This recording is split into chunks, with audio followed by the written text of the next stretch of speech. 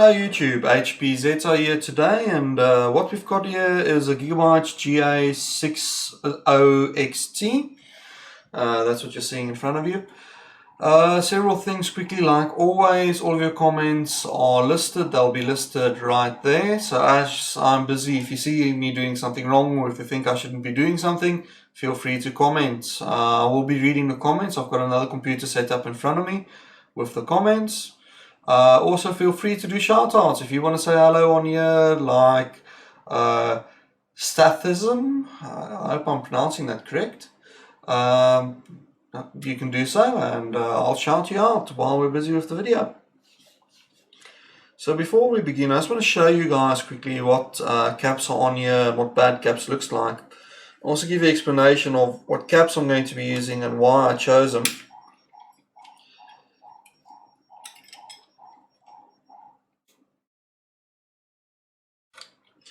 By the way, if you ever see the sort of thermal paste with the thin metal shield, it's the worst stuff ever. Just be sure to take that right off and replace it, which I will do. It's very thin. And I think it insulates more with that little piece of aluminium than anything else.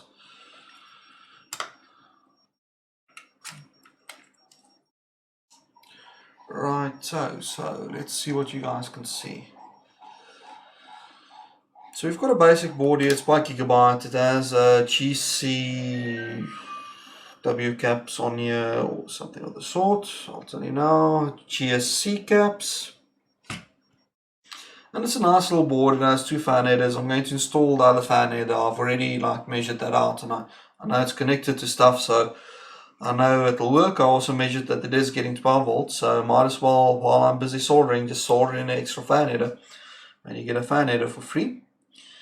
The rest of the board, Tulaten support. It's a very nice board, and you don't see Tulaten supported boards locally here at all. This is the first one I came across, and I jumped on into owning it.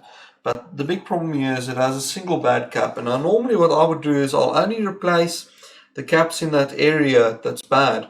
For instance, in this situation, I'll replace those two caps. But with this board, I'm going to be using it for live streaming, and I think it'll be nice to actually do a demonstration of replacing all of the caps on a motherboard, or at least replacing as many as possible. I'll see today if this is a normal lead solder that they've used on here, meaning the caps will come out easy. If it is, then we'll just replace all of the caps. If it's not, we'll just replace this area here. Now, several things that you need to look out for when you get a motherboard, and let me zoom in and show you what the dead cap looks like.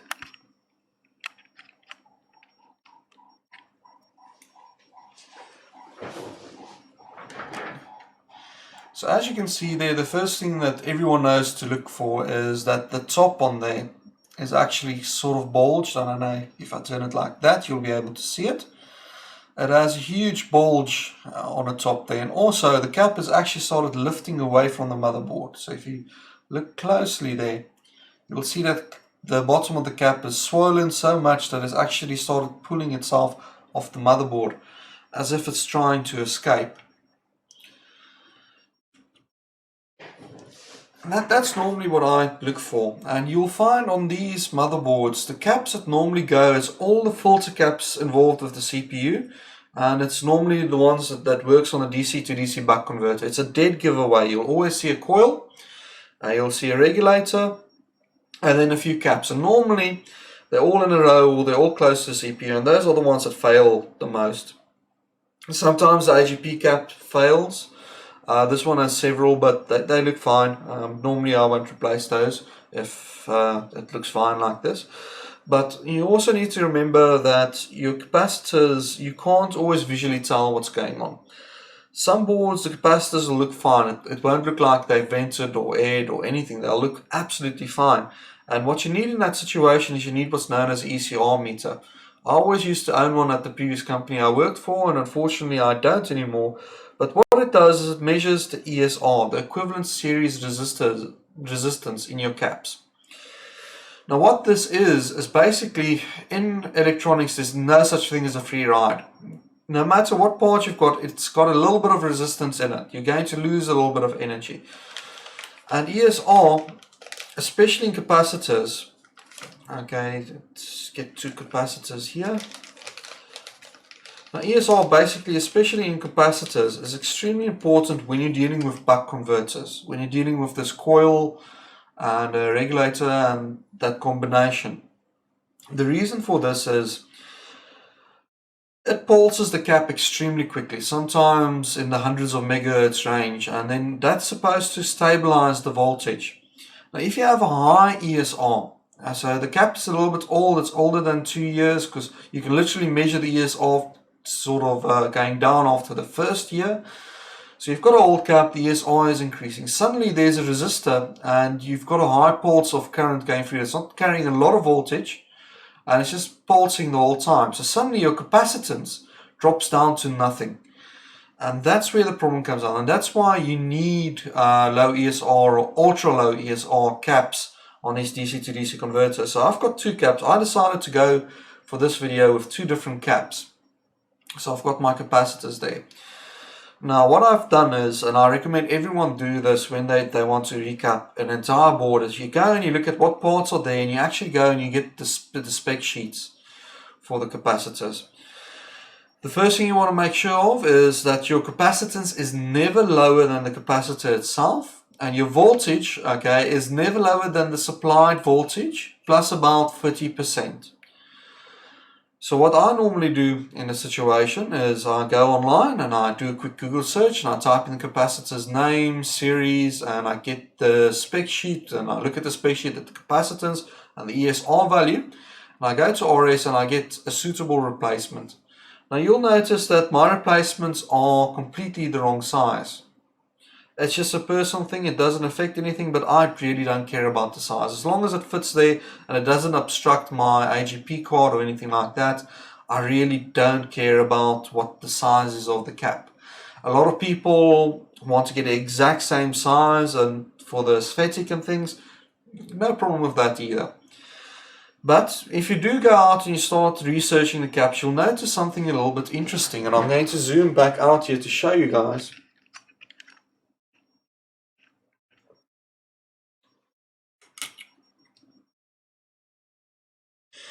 The only low ESR caps on here, okay, are basically these 5300 microfarads and these 350 microfarads. Everything else is on this board is 350 and they're 24 volts. And if you actually go and research these, you'll notice that they aren't low ESR, they're normal capacitors. But also they're 24 volts, so when you start researching, I know the input voltage on there can't exceed 12 volts. There's no DC to DC boost converters anywhere on this motherboard. So nothing on here would get a higher voltage. Now why would Gigabyte do that? And the answer is actually pretty simple. When they design these boards, they look at what the pricing is of all of the capacitors and they go for the cheapest they can find. So if they can get a deal on 24 volts instead of 16 volts, they go for it. So you should always measure the voltage, okay, on the board, on where the capacitors is. Make sure you don't do it from the DC to DC side of things, because those won't measure accurately. But you measure everything else, and you'll find out that actually most of these capacitors are 5 volts. There was only one here that was actually running on 12. And then you can go out and you can get a 16 volt cap in, which is what I decided to go with, and that's what we're going to install here. And into the motherboard is 16 volt replacements for these, and we're going to replace all of them. The other thing that you need to bear in mind, that you really need to consider when you buy your caps, is the temperature, okay, and the lifetime of the cap. The first thing with the temperature is I normally go for 105. You can go higher than that, but what I found is the higher the temperature, the less low ESR caps you find. So I normally just go for 105. It's a good temperature. I know that nowhere on this board it's going to exceed that. At least not if the cooling components work.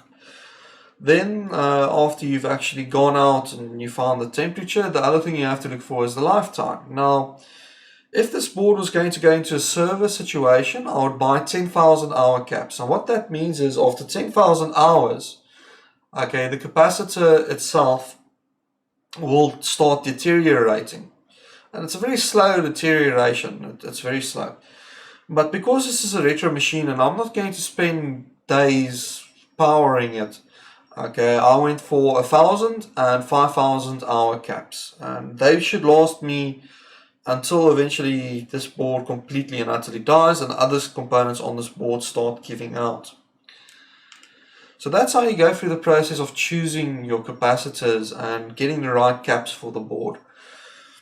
I really hope that everyone watching this, if you didn't see this first part, just rewatch from the start and then you'll get the explanation of capacitors and how I chose the capacitors that's here.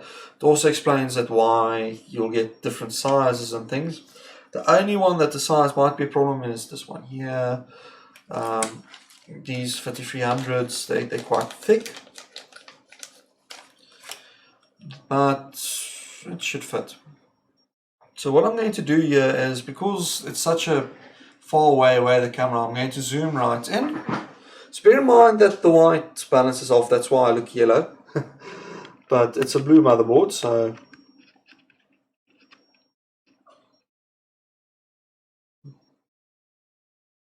here we go.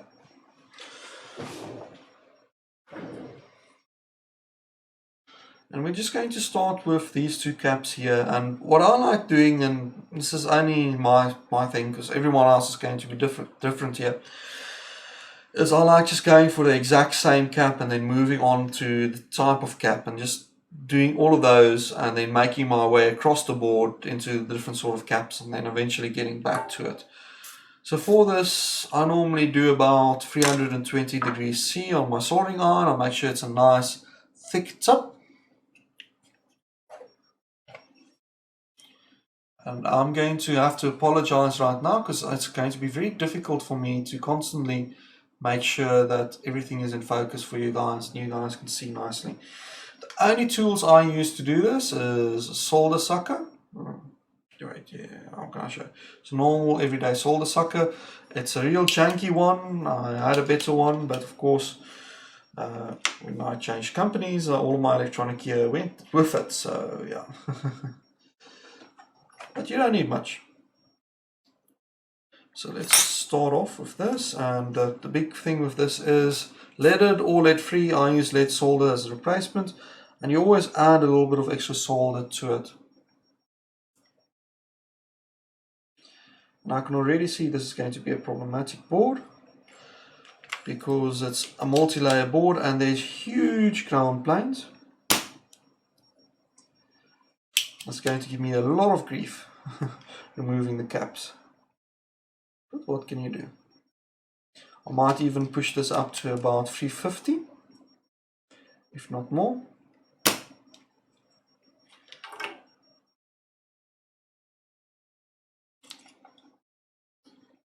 Yeah, this is going to need quite a bit more heat.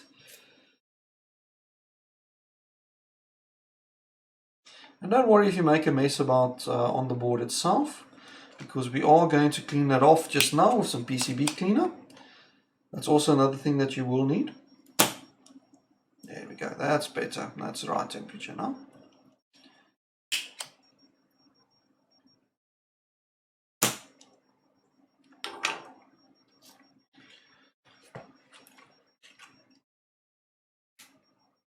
So just wiggle.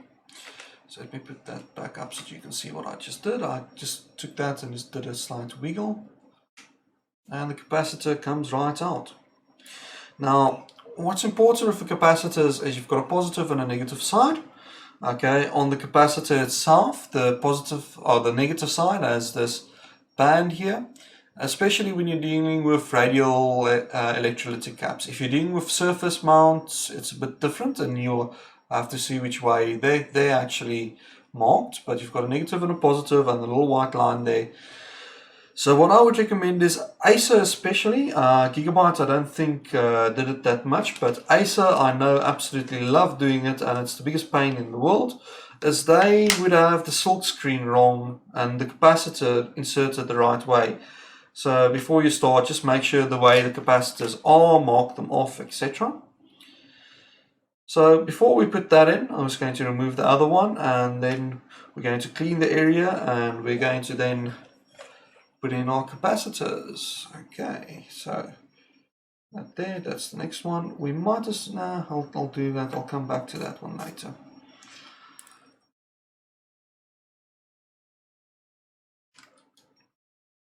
So you can see those huge pads going to the inductor. That actually makes removing the cap a lot more difficult.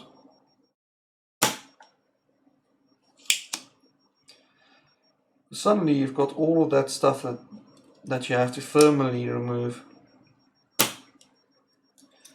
Luckily there isn't too many of these, so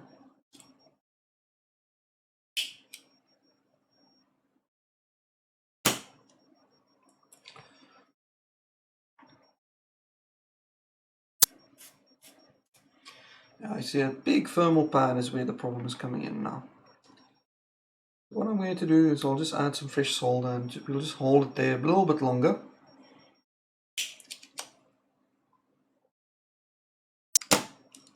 So I don't care if that capacitor dies while we put it in. It's not the end of the world for me. And I'm just now grabbing it from the back and I'm going to give it a little bit of heat. Start wiggling that capacitor a little bit just to see if I can get it out and give me a hole to actually put the stuff through. There we go. And now there's a little bit of solder still stuck in there, so I've got this little tool here and all I do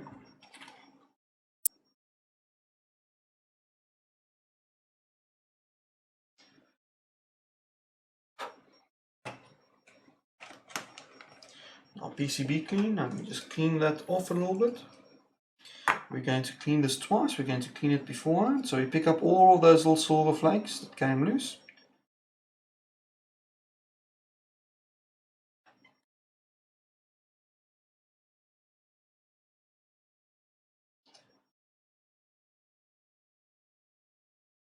So we certainly do not want any of those in there.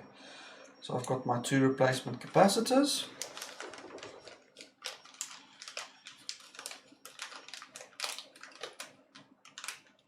Now luckily, judging by the looks of things, that 2 was going to be the most difficult of the lot. And because these are slightly a different pin pitch, okay, it's going to be a bit more difficult to put them in. So what you do is just drop those in, like such.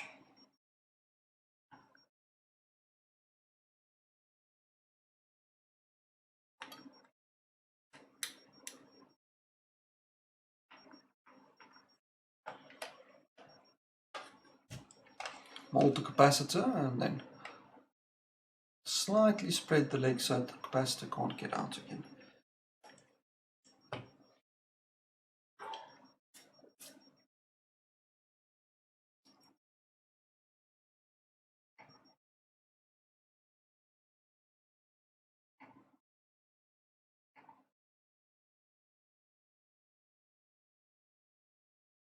Now because this is a new capacitor, I'm being very cautious on heat.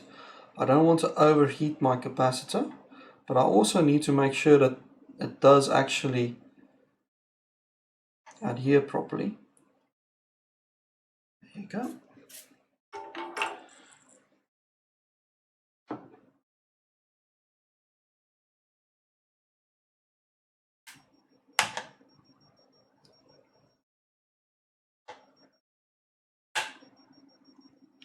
Normally you'll use some PCB clippers, but I like these.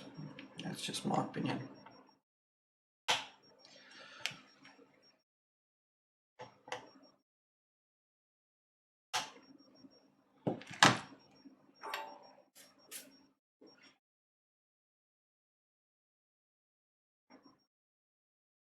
Just picking up all of the little bits of debris.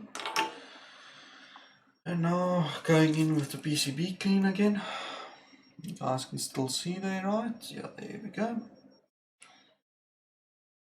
It's far difficult doing this on camera because you have to work at strange angles to make sure that everyone can see. There's a good chance I might just decide to actually do this cleaning after all of the caps are in, but until then, get that as well.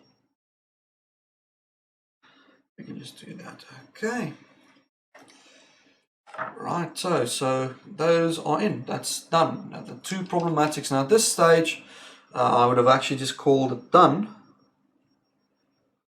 Okay, you'll see that they're slightly higher on the board because they're smaller radius, but you know what? That makes absolutely no difference. Okay, they're nice.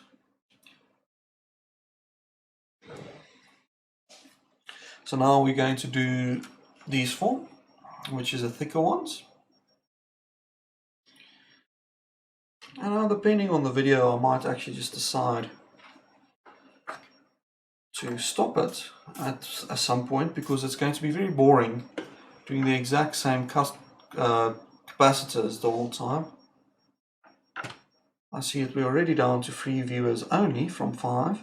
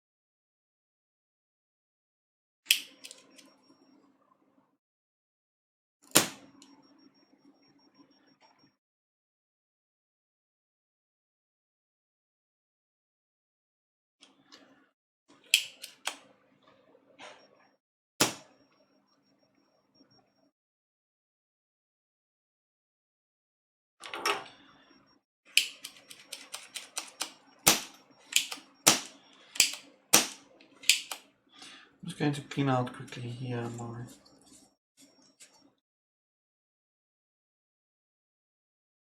that's why there's so much of it.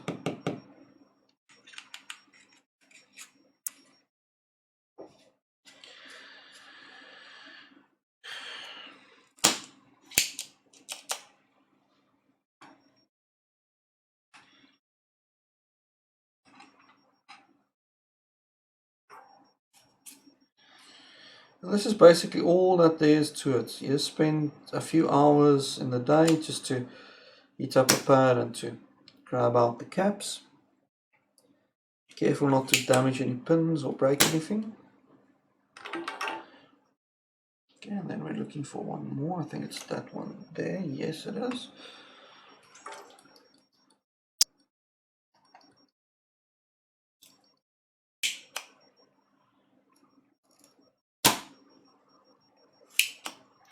So, to kill time and to make things a little bit more entertaining, please, if you just joined us, be sure to watch the start of the video where I describe what caps I chose and why choosing, my method of choosing capacitors and things.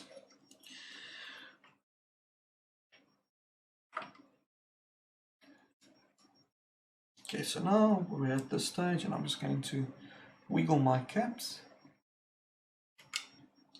Yeah, that one's out. It's like, you know, when you had a bad tooth. You don't want to pull it out. So you just give it a little bit of a wiggle. Did I even do the right one? Yeah. No. Yeah, it is the right one. Wiggle, wiggle, wiggle, wiggle. There we go.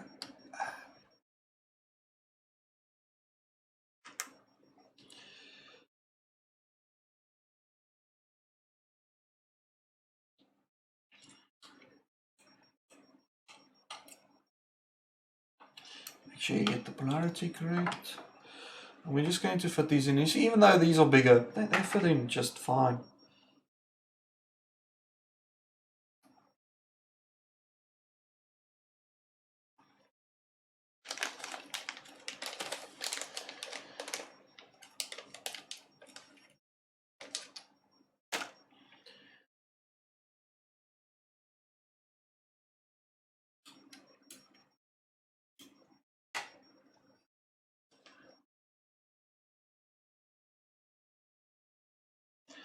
And like I said, if you're new to the channel, please feel free to rewind and just watch the old stuff. If you guys want to discuss anything, and I do mean anything, feel free to write it in the comments there and we can discuss it. It doesn't even have to be computer related, to be honest.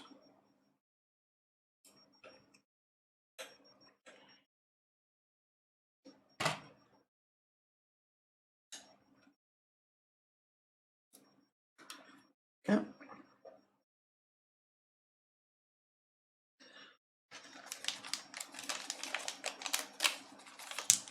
One last cap.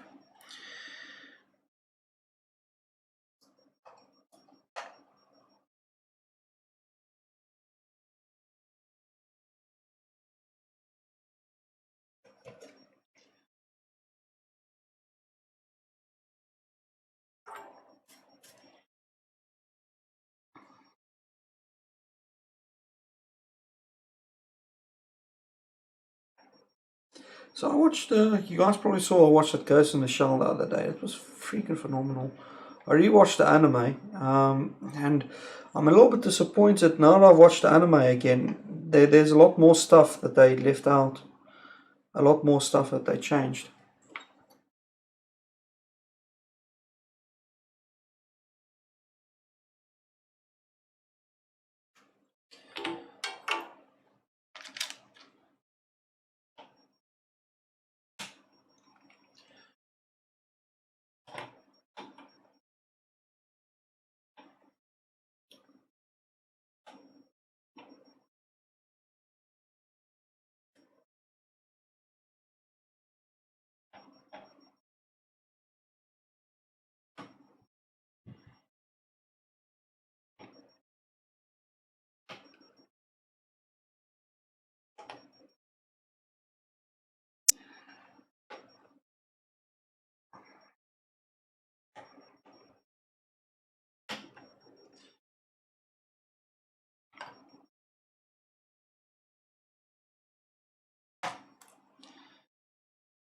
That's another type of cap done.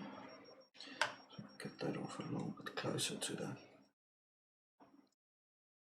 edge there, and then I'll neaten that off camera.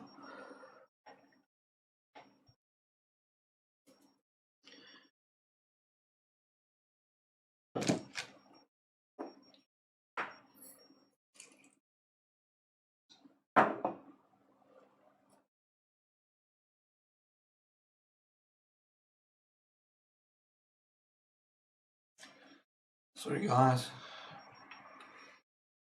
So all I'm doing now is I'm just going back and I'm just cleaning.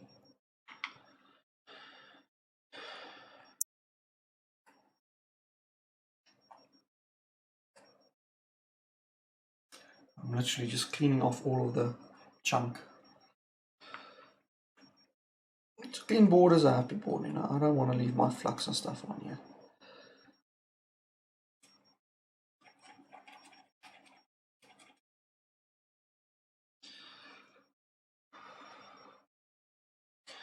Okay, I'm just going to put this aside for a couple of seconds. Just want to clean my mat here. Get rid of all of the little bits of computer, of metal. Just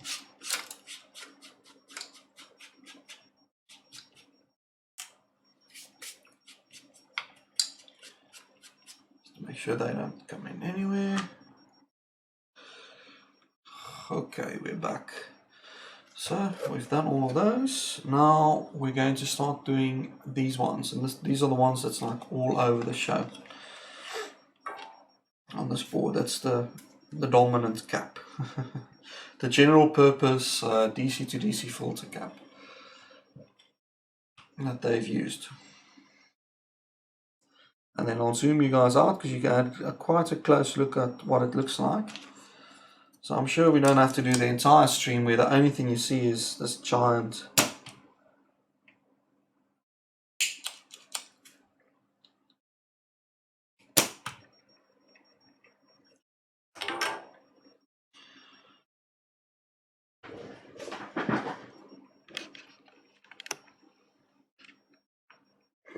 there you go.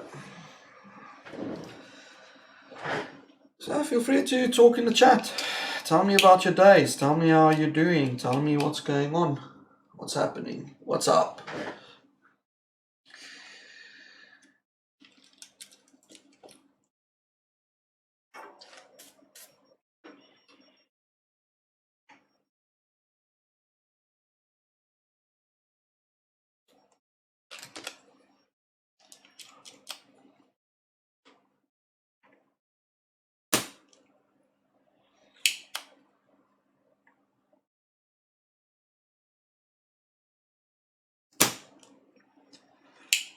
Here we finally have a cap that's a bit more troublesome.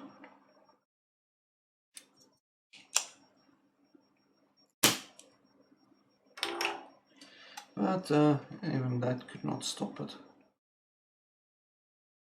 Get rid of the crystal.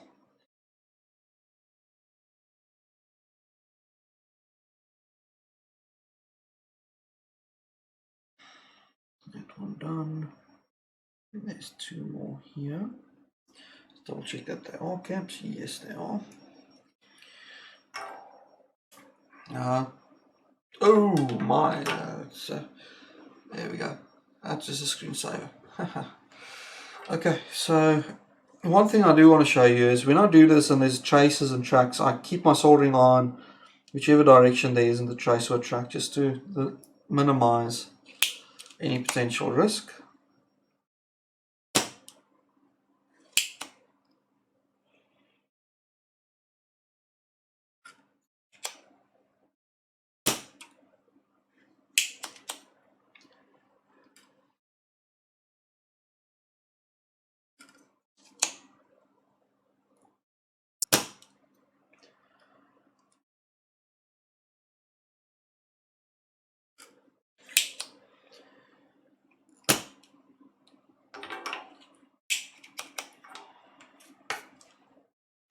Once you start going with this, you can actually do quite a few of them very quickly.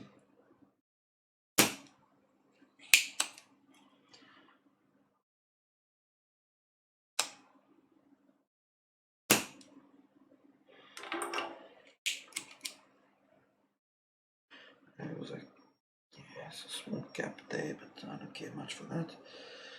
And there's two more, one there, one there. See, once you get going, it's actually quite quick. It's not a long process to recap a board, but like I said, it's very seldom that you recap the entire motherboard from scratch.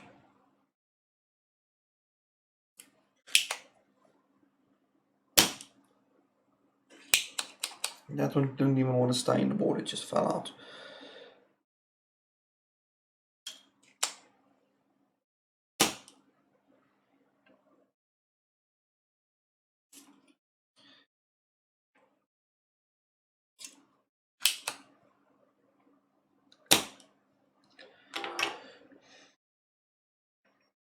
There's two here. Is that one also? Yeah, it's also a cap. Okay, so let's remove this one first. This is going to be a problematic one.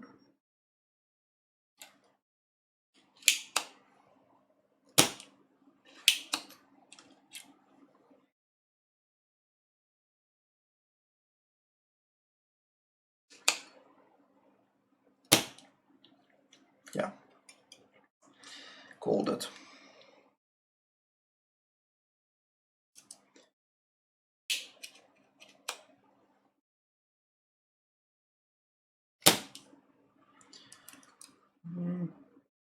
That's good enough. Yeah, a little bit of crystal.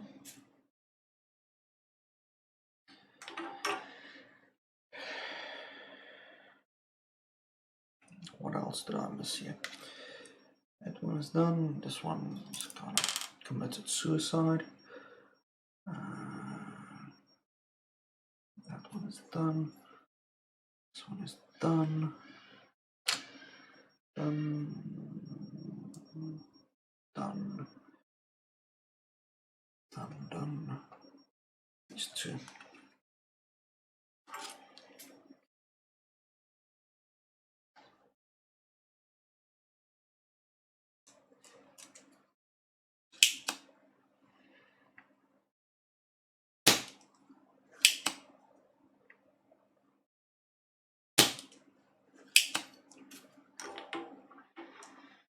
Yeah, this is definitely not leaded solder, unleaded solder, it's normal lead, which is great. It makes my life easier. Doing this on a unleaded soldered board is highly difficult.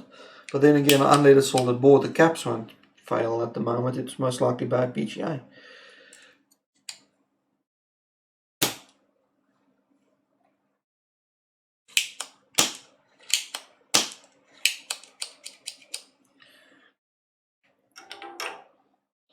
There's the other one.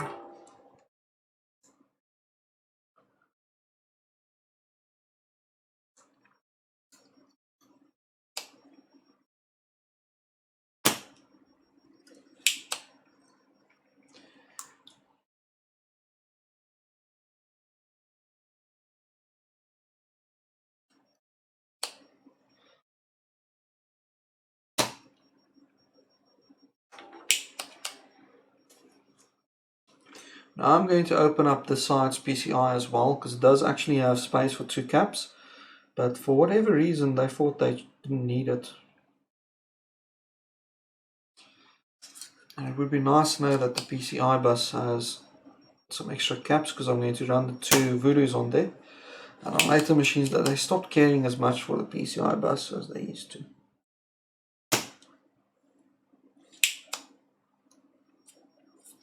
So to open something up, it's the exact same process. You add a little bit of solder,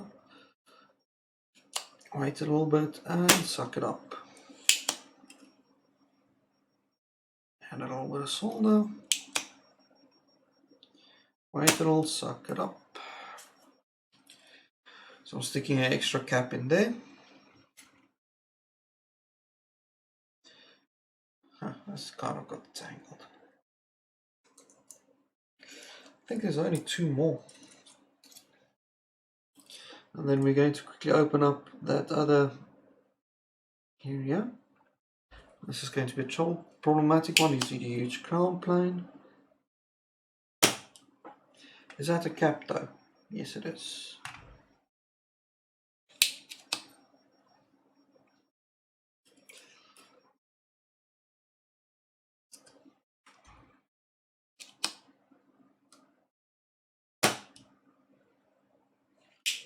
It should be enough.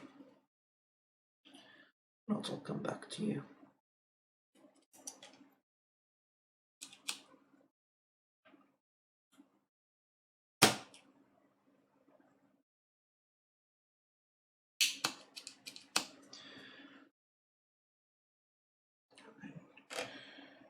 There's the other one, and there's 2 caps. Ah, that's also a cap, okay.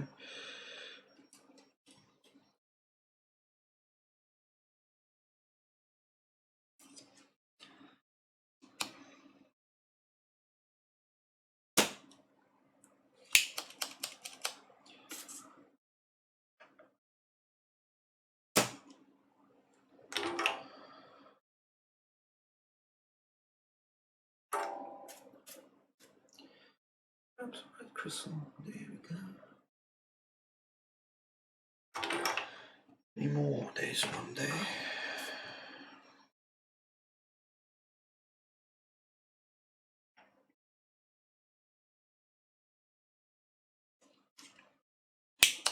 That's the last of the desoldering.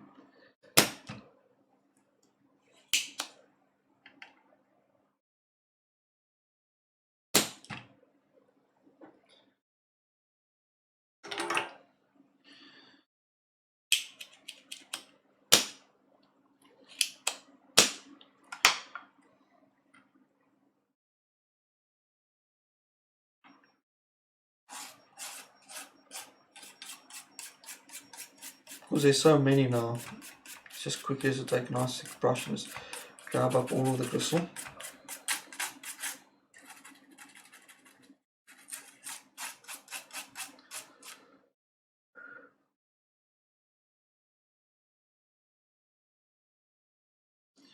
Turn our board upside down. Let's start.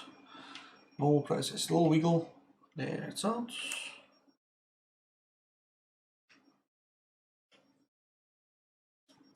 If you feel that they're too tight, just move on to the next one and then come back to those later. You might have to desolder the other leg.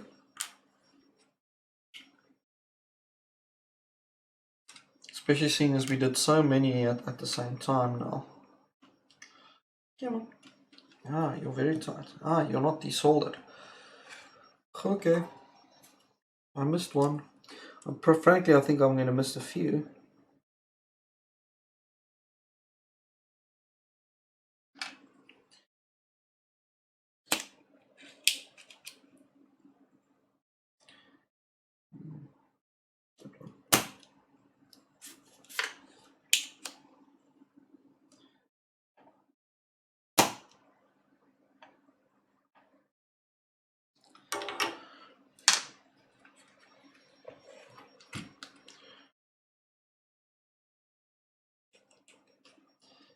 I'll get back to you just now.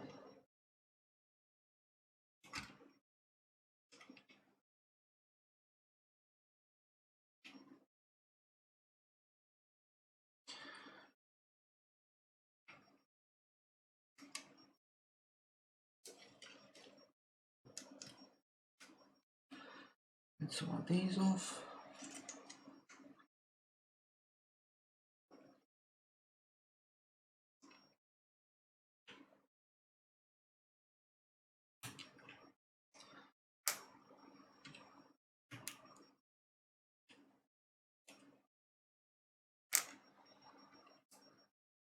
Just light little wiggles. You don't want anything hard or anything overly forceful, because it's just basically little bits of solder that sticks still inside the hole that you want to get out.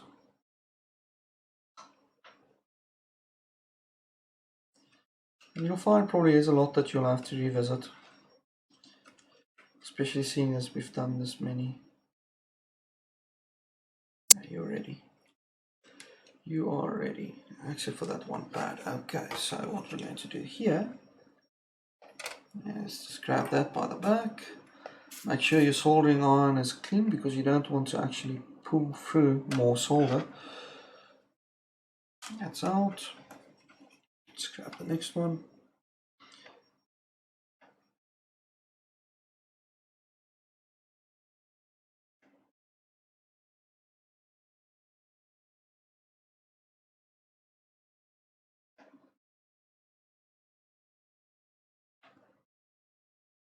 That one's free, so it's only this one here that we need to like wiggle.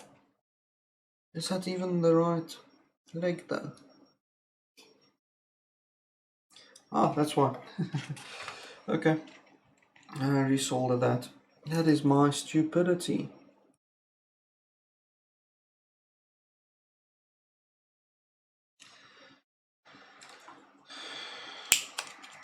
Make sure you desolder the correct leg, and it'll fall right out, like so.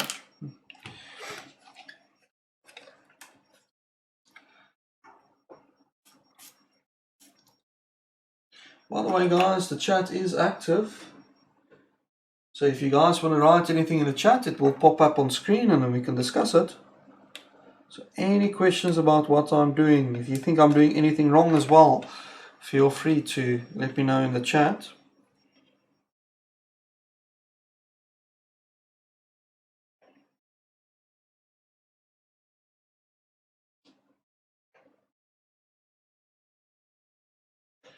And then we can discuss it. Like that was wrong, but didn't even scratch the traces. See, that one still needs to get removed. And it's a bit difficult to grab that one from the back.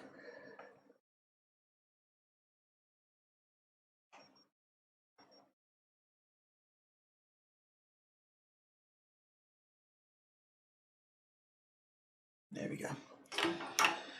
That was due to that thick ground plane.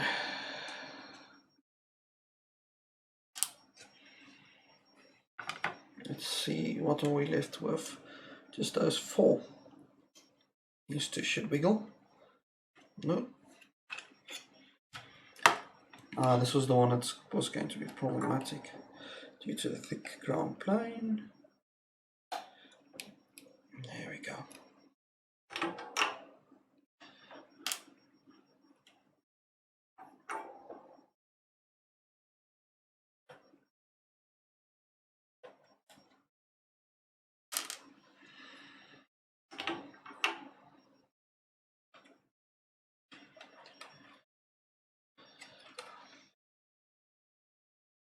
2 IGP caps.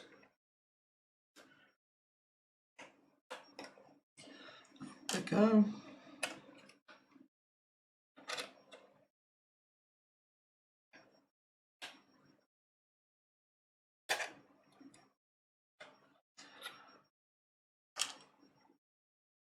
Irony of all of this is most likely most of those caps are perfectly fine. But yeah, what can you do? We are recapping the entire board today. There's another cap they decided not to put in.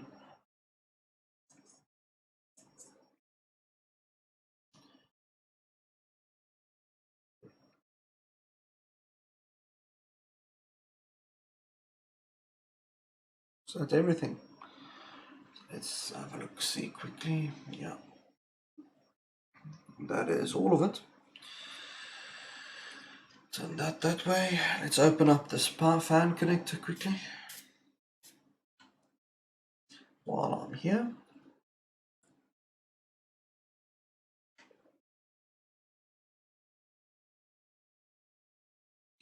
Add an extra feature to the board.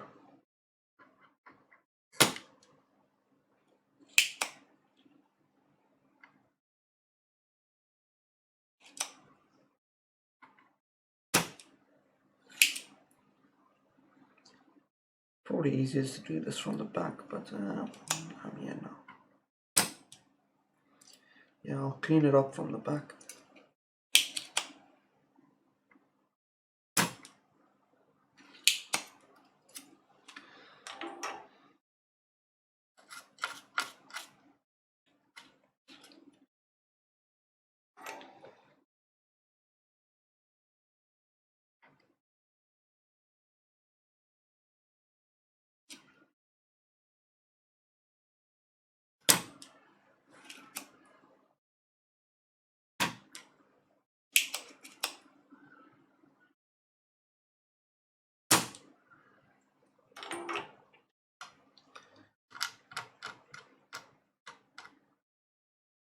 Okay.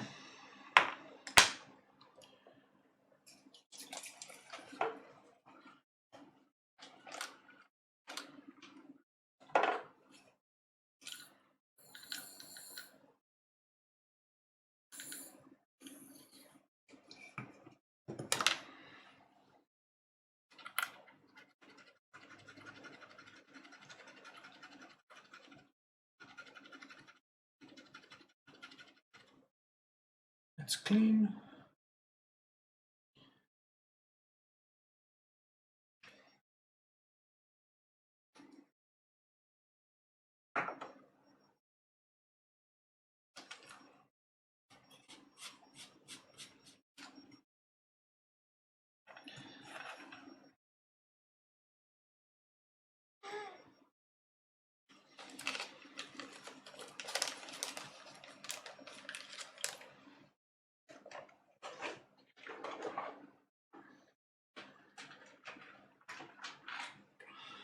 That's the male fan connector.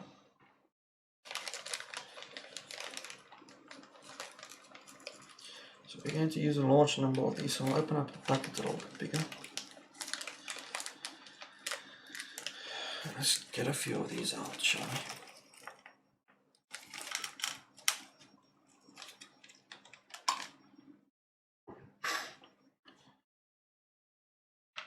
So how's everyone's day been so far? Anything interesting happened?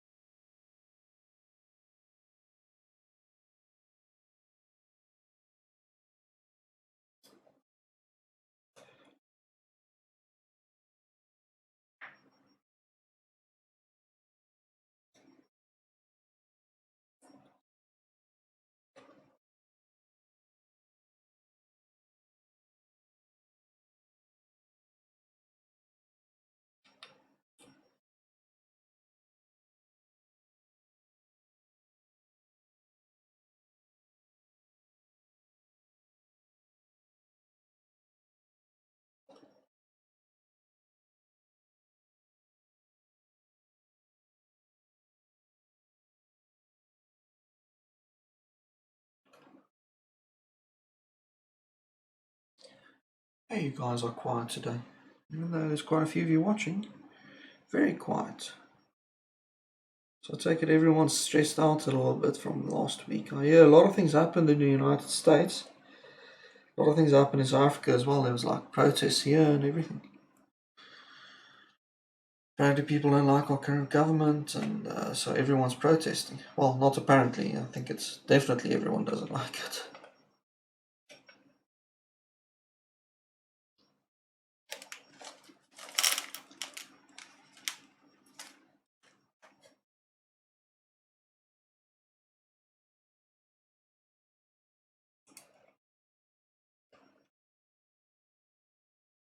I should actually look for some free public domain music that we can listen to while I'm busy with this sort of stuff. Do you guys have any recommendations on that?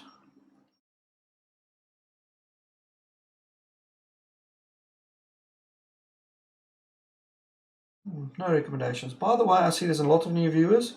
If you guys are viewing this at the moment, make sure that you go and you actually rewind to the start of the video, because there's a full guide there and a chat about capacitors and choosing the right ones and why I chose the capacitors I did. I'm sure that'll be entertaining to some of you.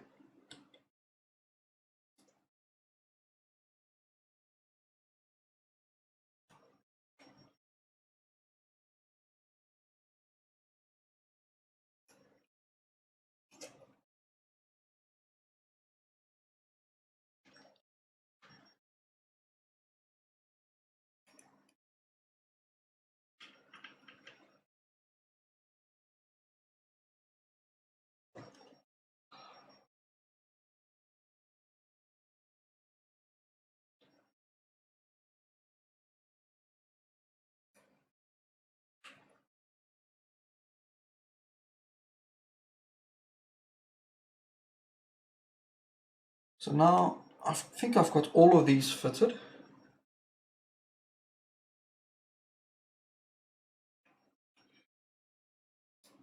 I'm just going to lift the whole board up, so you won't be able to see this, but what I'm doing is I'm just lifting it up to where there's a light source.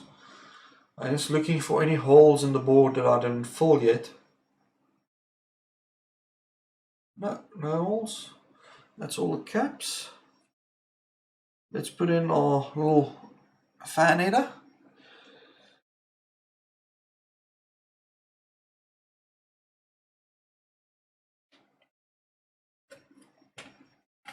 So we kind of score a fan header out of this, which is kind of awesome.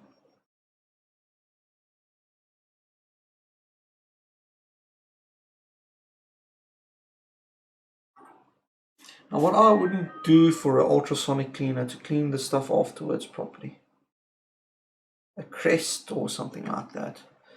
That would be absolutely amazing. But sadly, I ain't got one.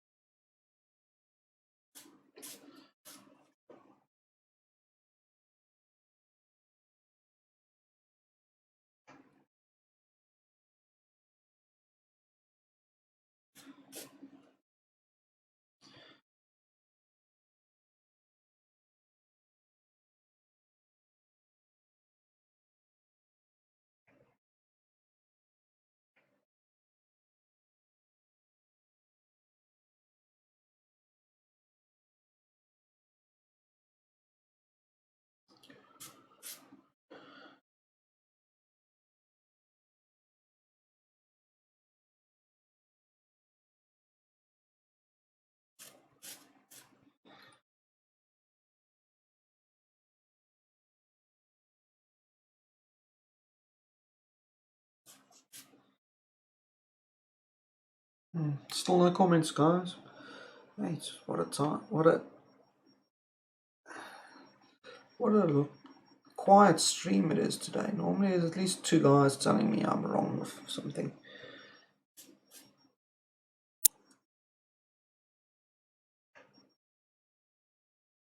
Either that or I'm actually doing everything perfectly today.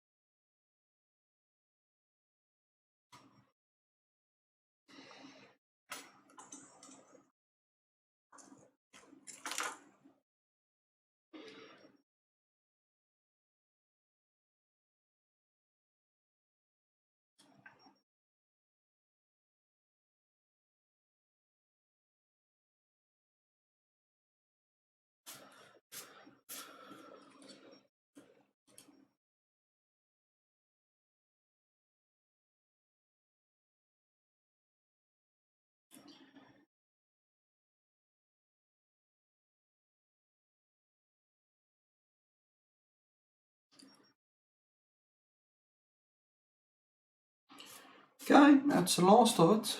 2 more and then we are basically done. I just have to now clean the board. I'm going to use the toothbrush method for this because we don't want any gristles to stay over.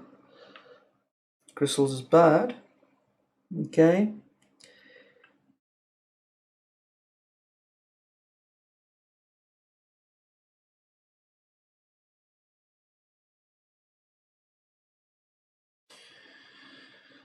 Let's see if I can use the other pliers to do this so that you guys can be a bit more happier.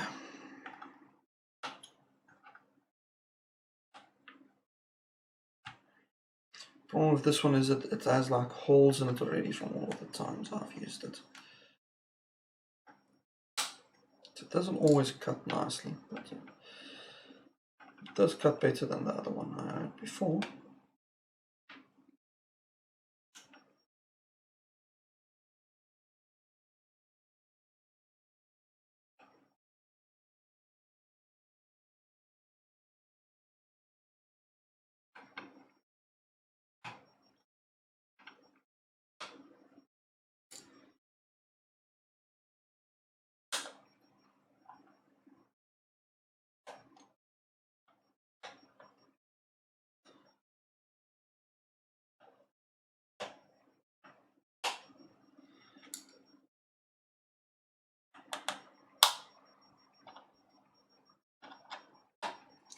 It's very zen doing this sort of thing.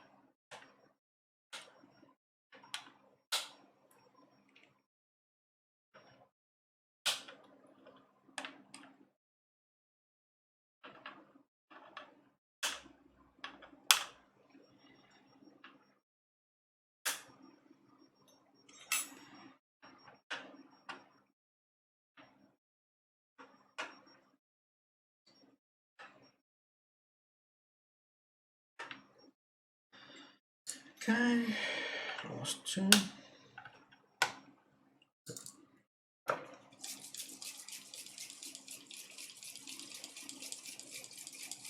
So for the record I use Contact PCB Clean.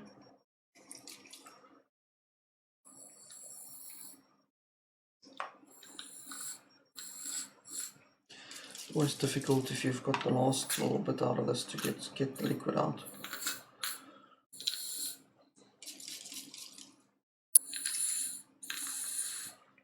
you just do this, you just get like the gas. But I want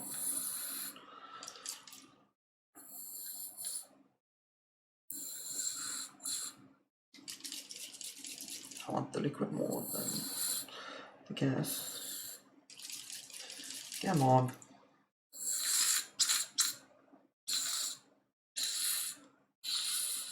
There you go.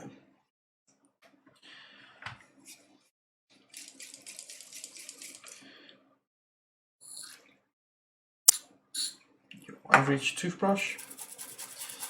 We're just going to scrub the area. We're going to clean that off afterwards with some other stuff.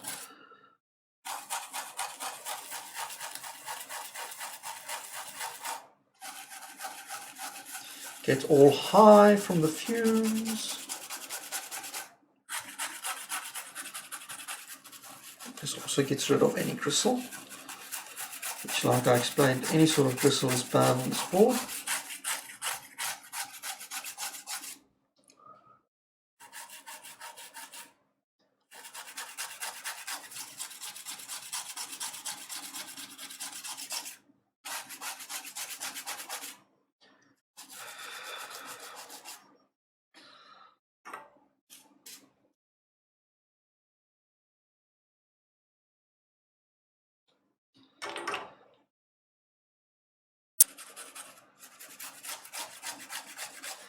That's it. That easy.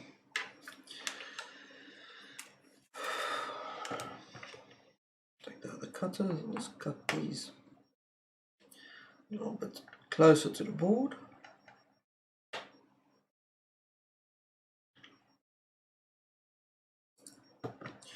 Resolder.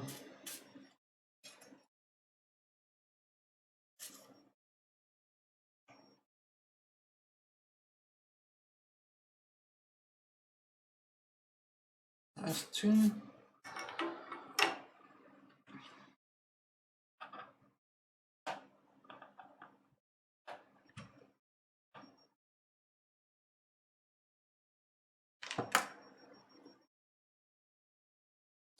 That's it.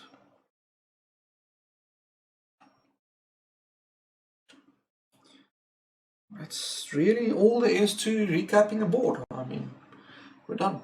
That's the end result. All new caps all over the show.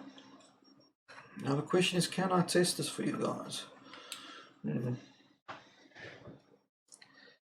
I'll have to figure out how I'm going to test that. We can stick the battery back in now again. Double check quickly that all of the capacitors are the right way around.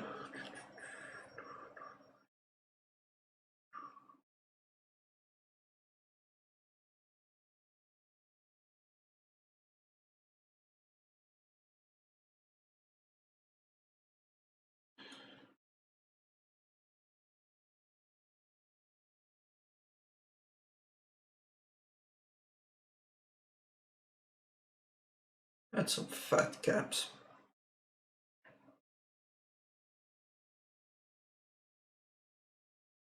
But they're all the right way around. Let's see, how am I going to test this?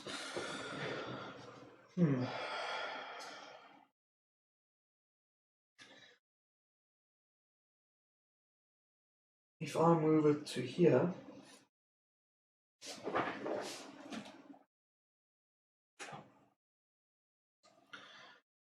first things first, let's just put the heatsink back, even though it doesn't have thermal paste.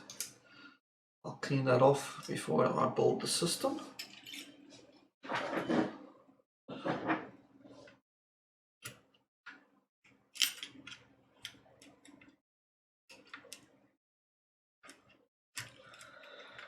Nice to see, even though there's bigger caps in, it all fits nicely.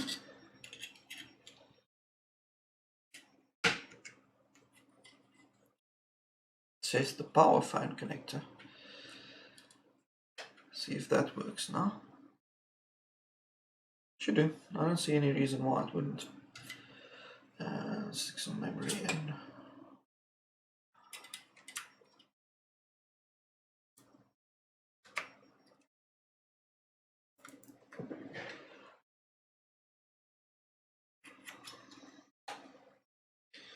Take this. Sorry guys, it's going to be 5 minutes of me not being here. That's while I quickly look something up so you guys can see this board is working. I've got no doubt that it will work though, but I'm sure a lot of people will say, you never tested it, how do you know it works? And there's nothing more than that, nothing worse than that.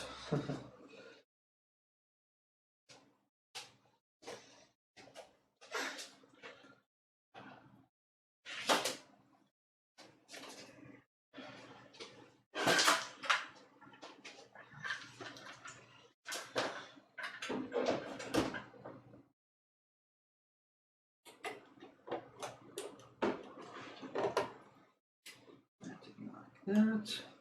Need a graphics card. Where's that? Rage. Rage. Rage.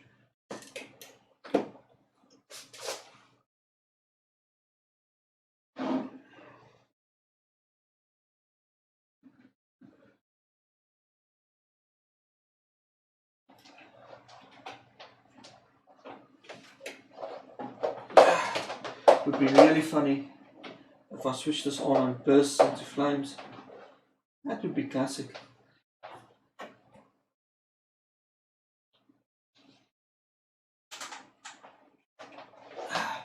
Or a capacitor pops in my face.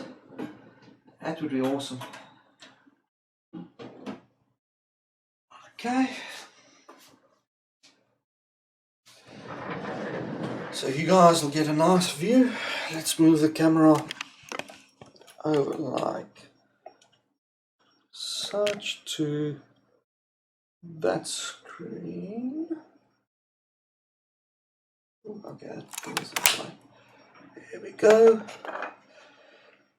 Quality work here. Quality work. And let's turn the beast on.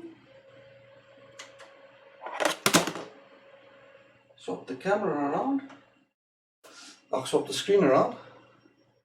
Come on.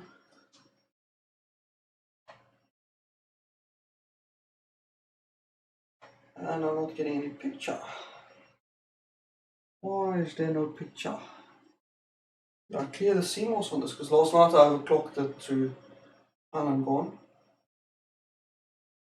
I've probably didn't clear the CMOS fully. Either that or RAM's not seated or something. But it was posting. It should still post though.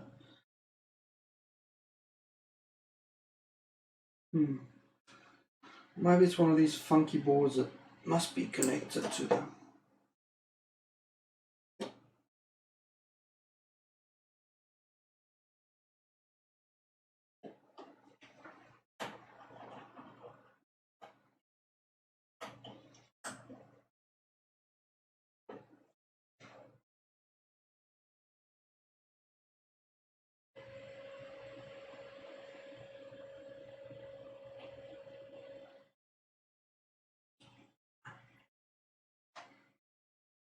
Or maybe it just doesn't like the screen. I mean, that's also a huge possibility. Or this cable doesn't run to the screen at all. Okay, this cable doesn't run to the screen. It runs to the capture card. So what I'll have to do is I'll have to like do this, stop the stream and start it again to show you guys it works. I don't want to do that. Give me a second. Let me unplug the video cable from here. Now that's screwed in. Which cable runs up to there?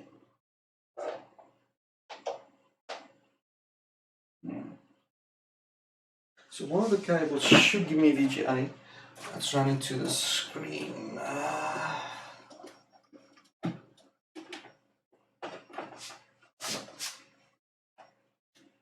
DVI. Here we go, this one cable here. There it is.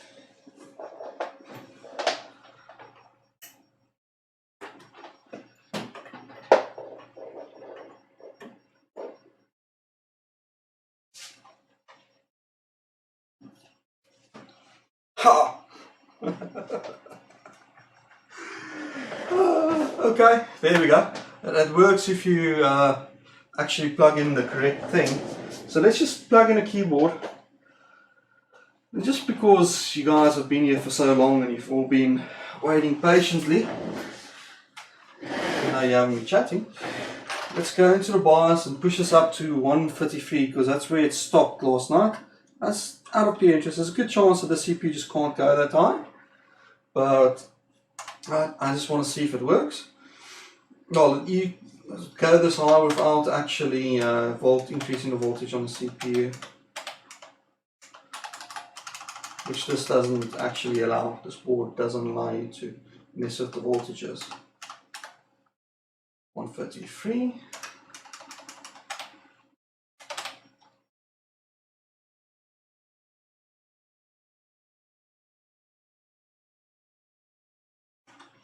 DVI kicks out.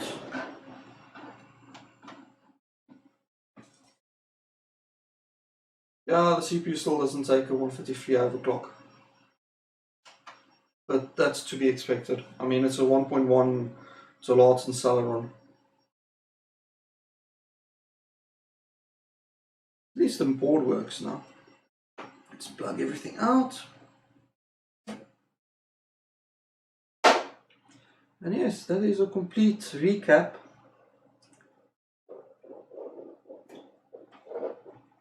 of a GA-6OXT or whatever. Yeah, it's all HP Zeta. From me, HP Zeta. If you guys like my stream, please comment and subscribe. I do have a Patreon, it's available. I don't even like asking people to join the Patreon, to be honest. But it is there. If you guys want to join that, you're more than welcome to.